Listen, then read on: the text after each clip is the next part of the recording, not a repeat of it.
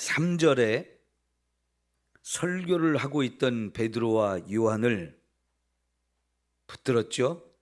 그리고 가두었습니다. 그런데 베드로와 요한이 성전에 기도하러 올라가던 시간이 오후 3시였죠. 그때 이제 구걸을 하던 이 안진뱅이를 주목해서 본 것이 사건의 시작입니다. 그냥 지나쳤으면 아무 일도 일어나지 않았을 것입니다. 그러나 관심을 가지고 이 불쌍한 사람을 주목해 보면서 이 사람에게 예수 그리스도의 이름으로 일어나 걸으라고 그가 선포하는 가운데 이렇게 놀라운 일이 일어났잖아요. 그리고 나서 이제 설교가 진행이 되었기에 이 설교를 하고 있는 중에 잡으러 온 이 사람들, 결국은 이제 잡았을 때는 저녁이 되었어요. 저녁에는 재판을 열 수가 없습니다. 그것도 다 법이에요. 그래서 결국은 가둬놓고 하룻밤을 지냈고요. 이 하룻밤을 지내는 동안에 여러분, 갇힌 사람들은 평안했어요. 별일 없었어요. 그러나 잡은 사람들은 어찌 됐습니까? 예수님의 제자들을 잡아놓고는 이제 이튿날 관리들과 장로들과 서기관들이 예루살렘에 다 모였는데 그들만 모인 게 아니고 여기 대제사장 안나스와 가야바와 요한과 알렉산더와 및 대제사장의 문중이 다 참여했다 그랬어요. 그러니까요, 이 두 사람을 오게 가다 놓고는 이제 이 사람들이 난리가 났어요. 70명에 이르는 사내들인 공의원들을 다 불러 모으는 겁니다. 그리고 이것이 대제사장들까지 다 모였어요. 그 중에 여러분, 여기 안나스와 가야바는 예수님을 직접 신문했던 사람들이에요. 안나스와 가야바는 장인과 사위입니다.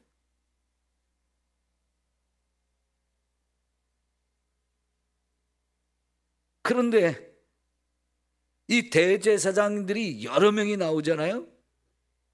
그리고 그 문중이 다 모였다고 그랬는데 안나스와 가야바 대제사장으로서 예수님이 직접 신문을 했던 사람들이고, 그래서 결국은 그들이 이 예수는 죽이는 게 맞다, 신성모독자다. 왜요? 예수님이 하나님의 아들인 것을 믿지 않습니다. 예수님이 그리스도인 것을 믿지 않았습니다.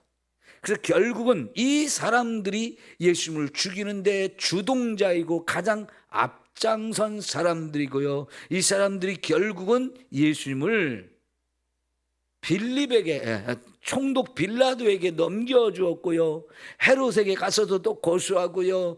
또 빌라도에게 다시 왔을 때 죽여야 된다고, 죽여라고 막 소리를 치고 사람들을 불러 모아서 선동을 하고, 나중에 예수님이 죽었다가 부활했을 때도 부활을 믿지 않고 인정하지 않으려고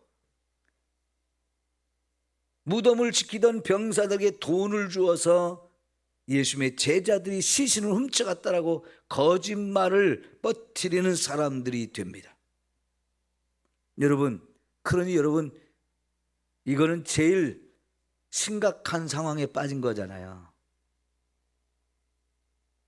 자기들이 죽인 예수가 살아났다는 얘기를 들었는데, 이제는 예수를 죽인 것으로 끝난 줄 알았는데 예수가 살아났을 뿐만 아니라 이제는 그 제자들까지 막 이런 놀라운 일들을 행한단 말이에요.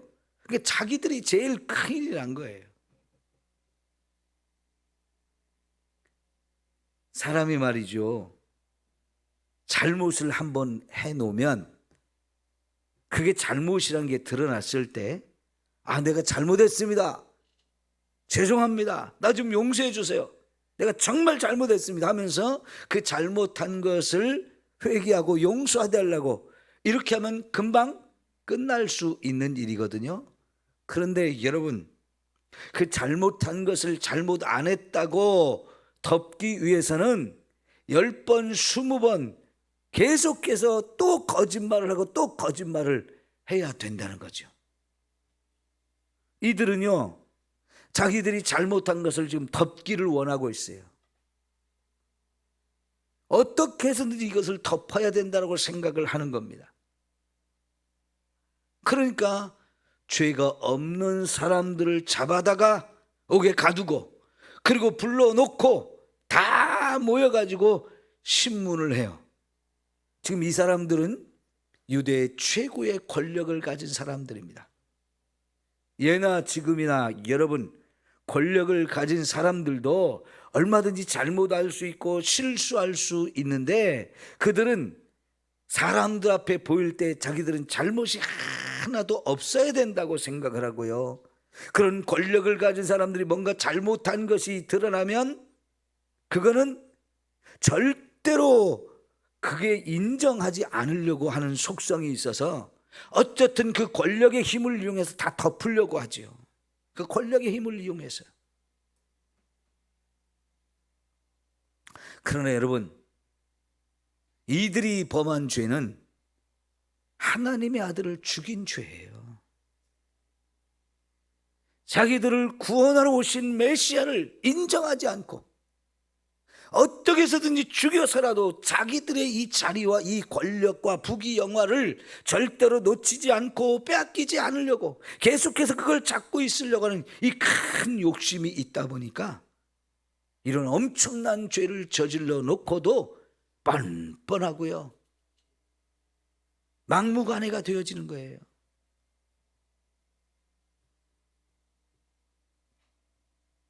여러분, 죄는 빨리 깨닫고 회개해서 그 죄에서 자유함을 얻는 게 최고예요. 예전에 우리가 복음성가 처음 우리나라에 보급이 되고 알려질 때 그때부터 아주 열심히 불렀던 찬송 중에 하나가 나 자유 얻었네, 너 자유 얻었네, 우리 자유 얻었네. 근데 그 자유가 어디에서부터의 자유입니까? 뭐에 대한 자유입니까? 죄죠. 주 말씀하시기를 죄사슬 끊겼네, 우리 자유 얻었네. 그렇잖아요. 주님이 저와 여러분에게 너를 사로잡았던 이 죄의 사슬이 다 내가 끊어버렸다, 이렇게 우리에게 말씀해 주실 때 우리는 이 죄의 사슬이 우리를 꽉 사로잡고 묶어놓고 있던 이것에서 끊겨서 진정 죄로부터 참된 자유를 얻었다라고 하는 내용이거든요. 죄는 해결받지 못하면 그게 마치 쇠사슬처럼 우리를 사로잡아 버리고요, 꽉 우리를 잡아매서 자유를 빼앗아가 버려요. 자유를 잃어버린 죄. 그래서 죄의 종이라고 하는 거거든요. 죄의 굴복을 당해서 죄가 저와 여러분을 사로잡고 계속 끌고 다니면서 더 큰 죄를 짓게 하고 더 큰 죄를 짓게 만들면서 죄에서 벗어날 수 없게 만들어요. 여러분, 지금 회개가 뭔지를 가장 잘 아는 사람들이 제사장들이에요. 말씀을 가장 잘 아는 사람들이 이 사람들이고 서기관들이에요. 근데 이들은 자신들이 그렇게 너무너무 큰 죄를 져놓고도 그게 죄인 줄도 모르고 죄를 인정하지도 않고 그 죄가 드러나려고 하면 자꾸 덮으려고 인간적인 수단과 방법, 자기들이 가진 권력의 힘을 이용해서 어쨌든 찍어 누르려고 합니다. 그런데 여러분, 손바닥으로 하늘을 가릴 수 있나요? 손바닥으로는 하늘을 가릴 수가 없습니다. 다만 내 눈만 가릴 뿐이에요. 내 눈을 가려서 나만 안 보이면 되나요? 꿩이라고 하는 이 날짐승은 막 이쪽에서 쫓고 저쪽에서 쫓고 하다 보면 이리 날아가고 저리 도망가다가 힘이 빠지면 결국은 어떻게 합니까? 머리만 풀속에 딱 집어넣고 나 없다, 연구 없다 그러는 거죠. 그게 없는 겁니까? 자기 눈만 가리면 안 보이는 겁니까? 꼭 그런 짓을 하는 거죠. 근데 인간이 그래요. 여러분, 죄를 지었을 때는 빨리 깨닫고 빨리 그거를 죄를 회개해서 하나님의 용서를 받는 거예요. 그게 유일한 해결의 방법이고요, 가장 좋은 방법이고요. 그래서 허물의 사함을 받고 그 죄의 가리움을 받는 자는 복이 있다 말씀하셨어요. 참, 어제는 전도하다가 별꼴을 다 봤어요.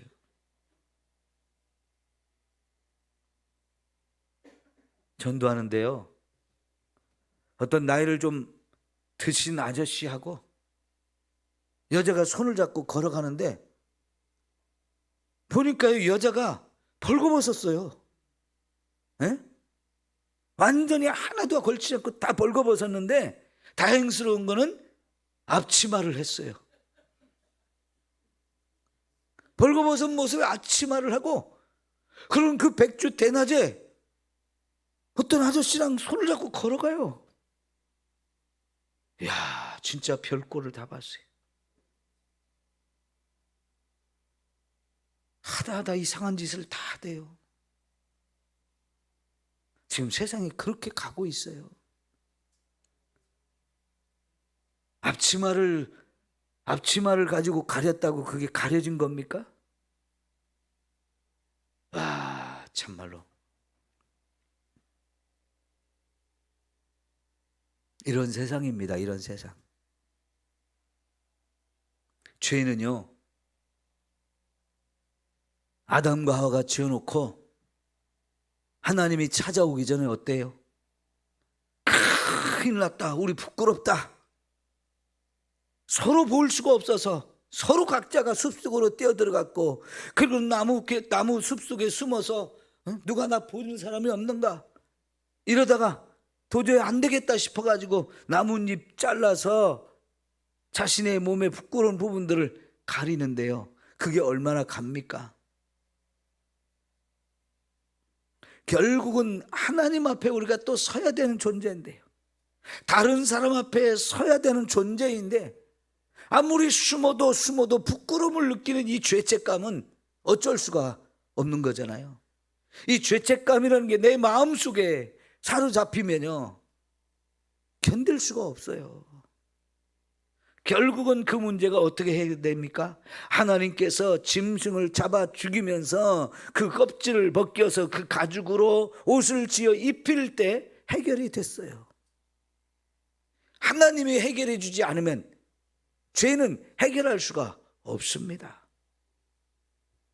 피 묻은 옷을 입을 때 그 죄가 가려워지는 거예요. 허물의 사함을 받고 그 죄가 가리움을 받는다 그랬는데, 하나님이 그 피 묻은 옷을 입혀줄 때 그 죄가 가려지는 거였는데요, 이 피는 바로 예수 그리스도의 보혈입니다. 그 보혈로 우리 죄를 덮어주실 때에 우리 죄가 가려지는 거예요. 여러분, 구약시대에 하나님이 결국은 우리 죄 문제를 해결하는 방법을 가르쳐 주셨을 때 7월 10일 대속죄일에는 온 백성의 1년 동안 지은 모든 죄를 해결받기 위해서 번제물을 잡고 속죄물을 잡아서 그 피를 받아가지고 이제 대제사장이 하나님의 지성소까지 들어가서 하나님의 법궤 위에 있는 이 속죄소, 거기가 바로 저와 여러분의 죄를 용서하는 자리거든요. 하나님만이 저와 여러분의 죄를 용서할 수 있는 그 자리예요. 그 하나님 앞으로 우리의 모든 죄를 가지고 가서 그 피를 속죄소 위에 부어 드릴 때에 그 피가 우리의 죄를 다 덮는 거예요. 그래야 우리의 죄가 가리움을 받는 거예요. 여러분, 그 속죄소 밑에 법궤 안에 뭐가 들었습니까? 하나님의 율법을 기록한 돌판 2개가 들어있는데요, 그 돌판을 속죄소로 덮어야 되고 그 위에 짐승의 피로 덮을 때에 그 죄, 율법을 통해서 드러나는 저와 여러분의 죄가 덮어지는 거예요.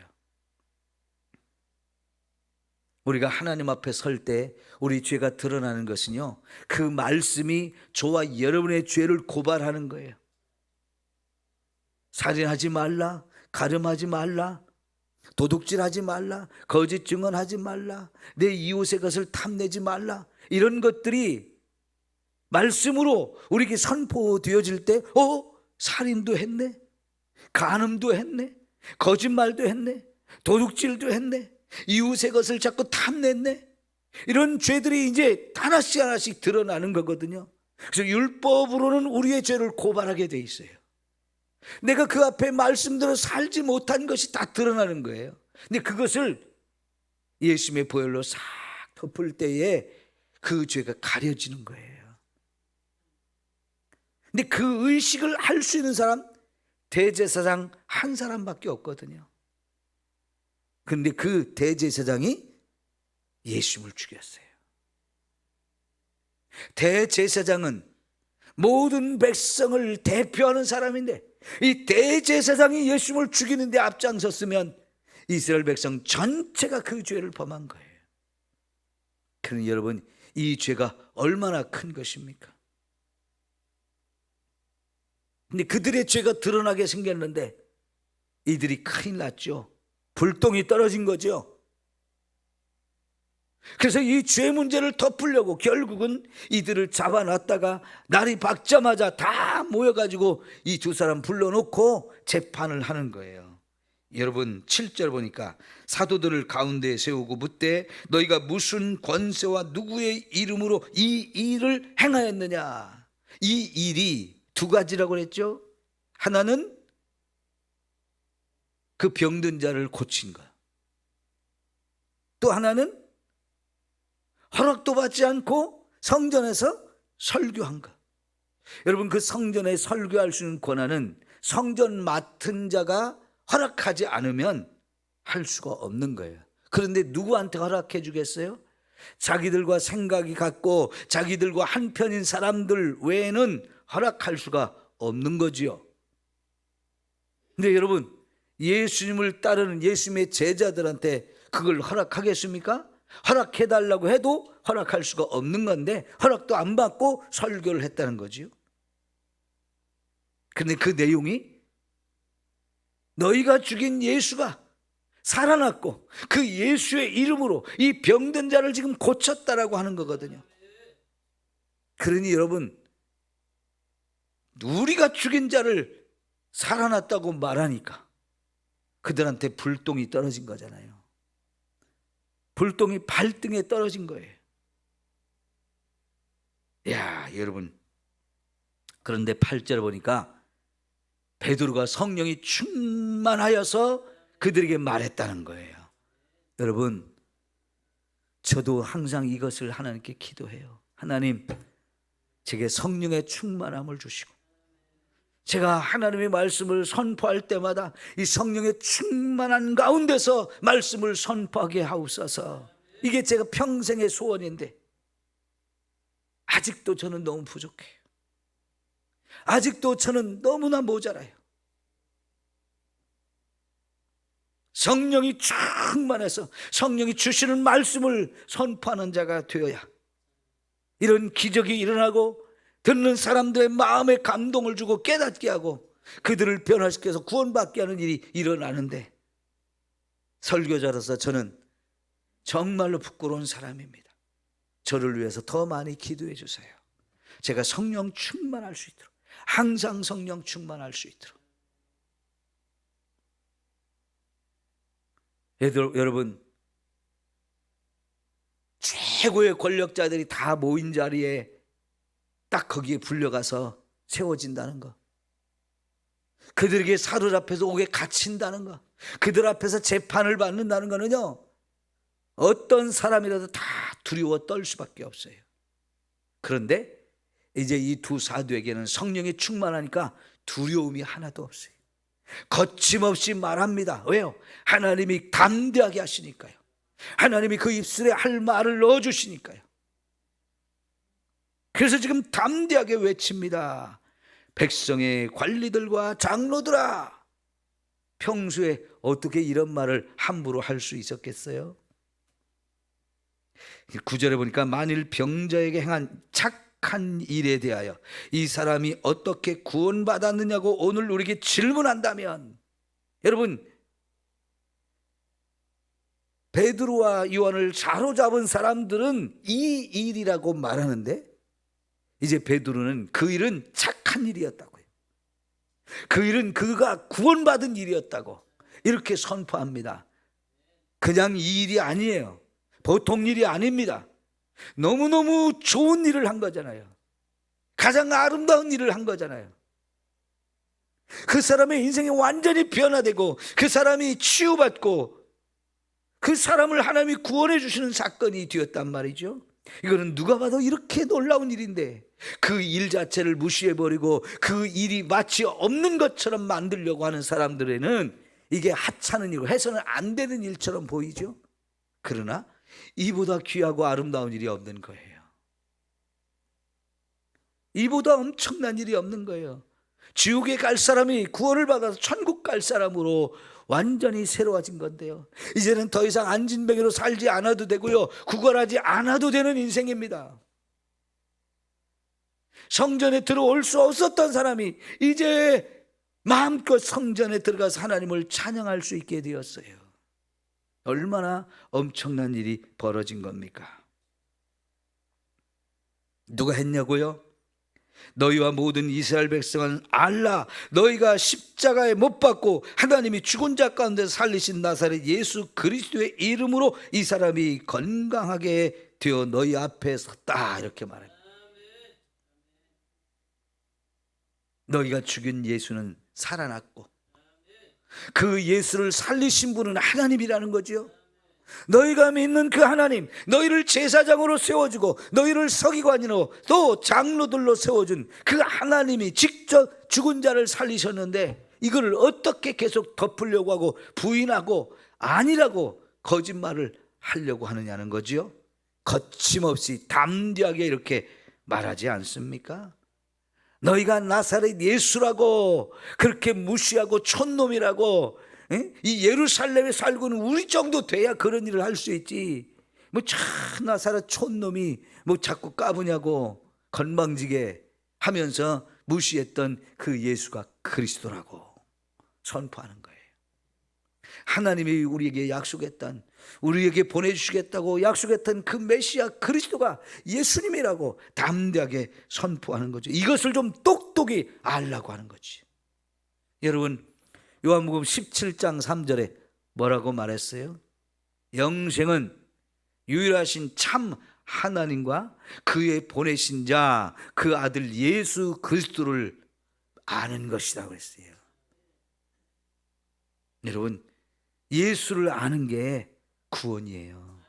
예수가 누구인지를 아는 것, 예수가 누구인지를 아는 것, 그게 구원인 거예요.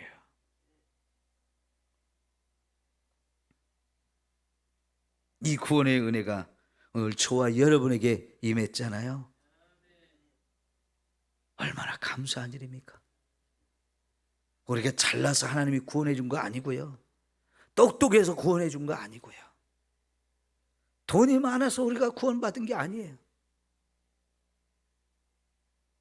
세상에서 보잘것없는 죄인 중에 괴수임에도 하나님은 저와 여러분에게 예수를 알게 하고 구원을 해 주셨어요. 이 안진뱅이처럼 보잘것없는 인생을 구원해 주셨어요. 얼마나 큰 은혜입니까?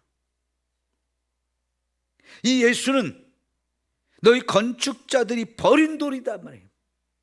쓸모가 없다고, 집을 짓는데 아무 쓸모없는 돌이라고 버렸다는 거예요. 여러분, 유대인들의 집은 거의 대부분 다 돌로 지은 집이에요. 그들이 사는 땅이 다 그냥 석회석 돌인데요, 흙땅이라고 해도 조금만 파면 바로 돌이 나오는 그런 땅이에요. 그냥 반석으로, 바위로 되어 있는데 그 바위가 이게 쉽게 자를 수 있고 이렇게 깎을 수 있는 아주 연한 이 석회석으로 되어 있기 때문에 그런 돌을 잘라가지고 벽돌처럼 만들어서 다 돌로 집을 지었거든요. 그런데 이게 자르다 보니까 이렇게 조각이 나고 저렇게 조각이 나고 볼품이 없는 돌이에요. 건축을 하기에 쓸모없는 돌이라고, 이건 정말 쓸모가 없다고 버렸는데 하나님이 그 돌을 머릿돌로 삼았다는 거예요. 머릿돌이 뭡니까? 제일 기초가 되고 중심이 되는 돌, 제일 먼저 갖다 놓고 기준을 놓고 그 돌을 기준으로 해서 이쪽으로 쌓고 저쪽으로 쌓고 또 쌓고 하면서 결국은 집을 짓는 가장 중요한 돌이 바로 예수님이라는 거지요. 왜요? 그 예수님이 하나님의 아들이고 그리스도니까요. 가장 귀한 돌, 가장 귀한 돌, 그게 예수님이라는 거죠. 왜요? 그 이름이 하나님이 주신 구원의 유일한 이름이라는 거예요. 우리가 구원받을 수 있는 유일한 이름, 예수의 이름이에요. 천하 사람에게 구원을 받을 만한 다른 이름을 우리에게 주신 적이 없다는 거예요. 그래서 다른 이로서는 구원을 받을 수 없고 오직 이 예수로만 구원을 받을 수 있다라고. 유일한 구원자. 여러분, 요새는요 세상에 구원자가 많다고 떠드는 세상이에요. 종교 다원주의라는 걸 부르짖는 이상하고 어리석은 신학자들이 많은 세상입니다. 그래서 외국까지 가서 공부를 많이 했다고 하는 이런 신학자들이 한국에 들어와 가지고 예수만이 구원자가 아니고 다른 종교에도 다 구원이 있으니까 종교가 다 같이 손을 잡고 같이 협력해야 된다고, 그리고 때로는 그 종교가 통합해야 된다고, 예수가 많은 것처럼 구원자가 많은 것처럼 떠들거든요. 이 말씀 하나로 그거 다 깨트려져야 되는 거예요. 다 헛되고 어리석은 소리를 하는 거예요. 여러분, 오직 예수 외에는 다른 구원자가 없어요. 우리에게 너희처럼 독선자가 없다, 너희처럼 배타적인 게 없다 할지라도 다른 걸 어찌 인정하겠습니까? 어떤 구원자를 또 예수 말고 누구를 인정해 줘야 됩니까? 우리는 오직 예수님밖에 하는 구원자가 없습니다. 그 예수를 우리가 믿어야 되고 그 예수를 전해서 다른 사람들이 구원받을 수 있도록 해야 돼요. 기도합니다. 하나님 아버지, 예수님만이 우리의 구원자 되심을 믿습니다. 예수님만이 온 세상의 유일한 소망이고 구원자임을 믿습니다. 예수님 외에는 다른 구원자가 우리에게 없으니 주여, 이 예수님을 믿고 구원받은 우리가 예수의 이름을 열심히 전하게 하여 주옵소서. 알지 못하는 영혼들에게 부지런히 전해서 이 구원의 복음으로 다른 영혼들을 구원하는 일, 하늘의 별과 같이 아름다운 일이라고 말씀하셨습니다. 하나님이 우리를 그렇게 만들어 주신다고 약속하셨으니 하나님, 전도자가 되게 하옵소서. 열심히 전도할 수 있는 저희들 되게 하여 주옵소서. 예수님의 이름으로 기도하옵나이다. 아멘. 하늘이